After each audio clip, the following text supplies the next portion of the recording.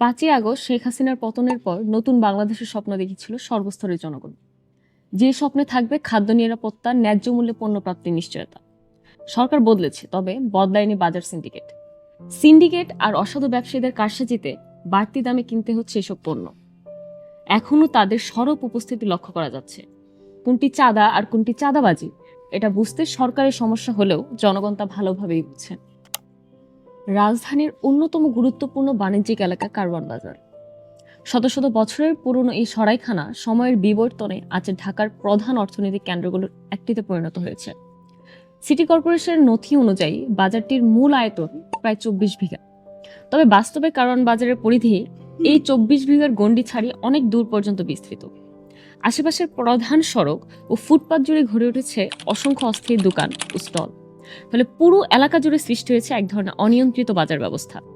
একদিকে যেমন ব্যবসার পরিধি বাড়িয়েছে, অন্যদিকে নাগরিক ভোগান্তিও বাড়িয়েছে। এই অনিয়ন্ত্রিত বিস্তারের সুযোগ নিয়ে গড়ে উঠেছে সংঘবদ্ধ চাঁদাবাজির নেটওয়ার্ক। স্থানীয় সূত্রে জানা যায়, ফুটপাত ও সড়কের এসব দোকান থেকে নিয়মিত চাঁদা আদায় করা হয়।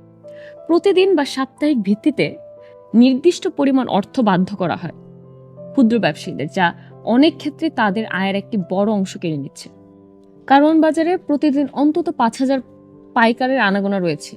পণ্য কেনা, পরিবহনের লোড আনলোড করা, ভ্যান গাড়িতে পণ্য নিয়ে যাওয়া থেকে শুরু করে সব ক্ষেত্রেই গুনতে হচ্ছে নির্দিষ্ট পরিমাণের চাঁদা। শুধু তাই নয়, পণ্য কিনে ট্রাকে লোড করার জন্য একটি স্থানে সেগুলো রাখার জন্য চাঁদা দিতে হয়। ঢাকা মহানগর যুবদল উত্তরের সদস্য সচিব সাজ্জাদুল মিরাজের মতে, তেজগাঁও থানা যুবদলের বহিষ্কৃত সদস্য সচিব আব্দুর রহমানের নেতৃত্বে কারওয়ান বাজারে কয়েকটি স্পটে ভাগ করে আদায় করা হয় চাঁদা। যুবদলের নেতাকর্মীরা বলেছেন, যুবদলের বিভিন্ন ইউনিটের নেতারা লাইনম্যান হিসেবে চাঁদা তুলছেন। রাত পোহালে এই সিন্ডিকেটের পকেটে ঢুকছে ৫০ লাখ টাকা।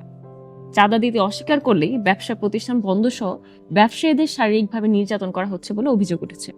এছাড়া খালেদা জিয়ার গাড়ি বহরে হামলার মামলায় গ্রেফতারের ভয় দেখিয়ে ব্যবসায়ীদের কাছ থেকে ১০,০০০ থেকে শুরু করে ১০ লাখ টাকা পর্যন্ত চাঁদা আদায় করা হচ্ছে বলেও জানান ব্যবসায়ীরা। চাঁদাবাজদের দাপটে ব্যবসায়ীরা অস্থির হলেও তাদের কাছে জিম্মি বলে নীরবে চাঁদা দেওয়া ছাড়া আর কোনো উপায় নেই। ফলে ব্যবসায়ীরা ক্ষতিগ্রস্ত হলেও চাঁদাবাজরা তাদের রাজত্ব দিন দিন বড় করেই চলেছে। কারওয়ান বাজারে এই বিশাল চাঁদাবাজির চক্রের প্রভাব কেবল ব্যবসায়ীদের মধ্যে সীমাবদ্ধ নেই। দিন শেষে ৫০ লাখ টাকার বোঝা এসে পড়ছে সাধারণ ভোক্তার ঘাড়ে। পাইকাররা যখন বাড়তি চাঁদা দিয়ে পণ্য কেনেন, তখন তারা সেই খুচরা পুষিয়ে নিতে খুচরা বাজারে দাম বাড়িয়ে দেন। ফলে সাধারণ মানুষের পাত থেকে কমে যাচ্ছে আমিষ আর সবজির পরিমাণ। জনগণ নতুন বাংলাদেশের স্বপ্ন দেখছিল, যেখানে বাজার হবে সিন্ডিকেট মুক্ত। কিন্তু ক্ষমতার হাত বদল হলেও ব্যবস্থার কোনো পরিবর্তন হয়নি।